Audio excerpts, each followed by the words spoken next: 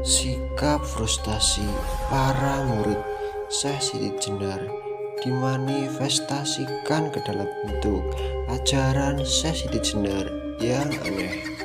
Mereka berkeyakinan bahwa manusia hidup di dunia ini benarnya dalam keadaan mati, maka manusia yang lalu lalang di muka bumi merupakan mayat-mayat yang gentayangan.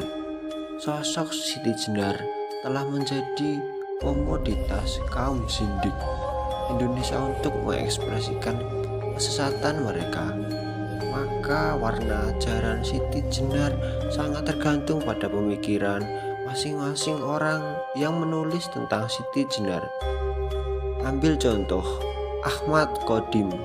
Dalam bukunya, Syekh Siti Jenar menggambarkan Syekh Siti Jenar sebagai sosok liberal yang tidak percaya terhadap agama dan kitab suci. Pada halaman 34, penulis berkata, Syekh Siti Jenar bukanlah seseorang teolog. Dia seseorang praktisi agama. Baginya, bukan teori yang harus dihafal. Agama adalah sebuah jalan yang harus dilalui. Dia tidak mengambil pusing dengan nama agama, walaupun agama yang dia sandang adalah Islam. Tetapi kenyataan hidup, keberadaan diri dan jiwa, itulah yang menjadi kesadaran Siti Jenar dalam hidupnya di dunia ini. Siti Jenar menyadari sepenuhnya bahwa hidup di dunia ini ada di alam kematian. Karena kita sebagai bangkai, kita tidak mampu berkomunikasi dengan Tuhan.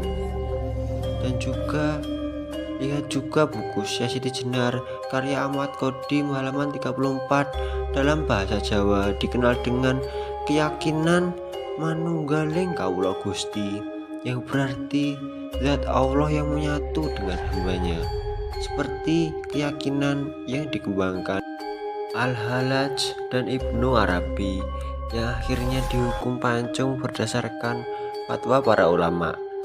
Ajaran Syekh Siti Jenar memang sangat kental dengan nuansa tasawuf, wihdatul wujud, manunggal ing Kawula Gusti, wihdatul adyan, penyatuan agama-agama, dan kebatinan kejawen, serta sangat kental dengan ajaran zindik. Demikian itu tampak di dalam beberapa ungkapan yang diturunkan Ahmad Qodim dalam bukunya Syekh Siti Jenar, yang antara lain manusia yang hakiki adalah wujud hak, kemandirian dan kodrat.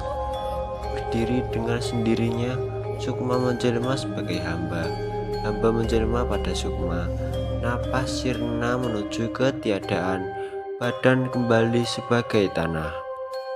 Adanya Allah karena zikir, zikir membuat lenyap zat, sifat, asma, dan afal yang maha tahu, digulung menjadi anataya dan rasa dalam diri. Dia itu saya, timbul pikiran menjadi zat yang mulia. Dalam jagat besar dan kecil, dimanapun sama saja, hanya manusia yang ada.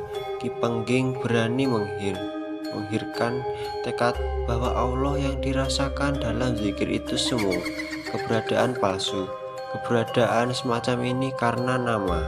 Manusia sejati itu mempunyai sifat 20.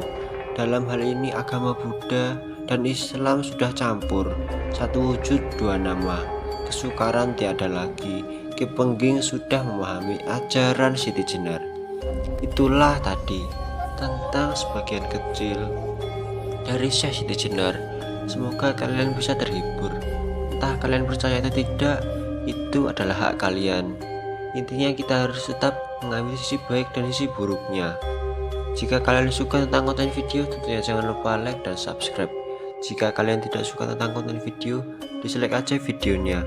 Sekian, terima kasih. Selaku pembuat konten video, pamit undur diri.